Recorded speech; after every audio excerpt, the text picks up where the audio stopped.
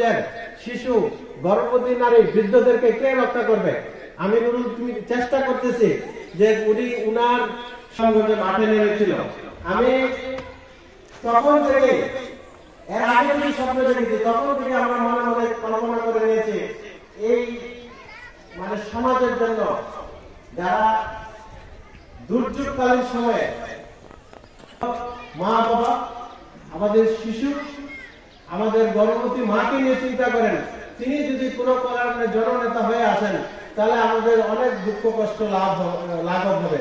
সেটাই হয়েছে। মহান আল্লাহ পাক আমাদের ডাক শুনেছেন এবং ডক্টর মোহাম্মদ সাদিক স্যার আমাদের মধ্যে আমরা বিপুল ভোটের মাধ্যমে আমরা জয়ী করে নিয়ে আসি। ডক্টর মোহাম্মদ সাদিক স্যার আজকে প্রোগ্রামে এসেছেন। আমি প্রোগ্রামের এই মুহূর্তে এসে ডক্টর মোহাম্মদ সাদিক স্যারের জন্য আমরা সবাই করতালি দিয়ে আমরা তাকে বরণ করে নিই।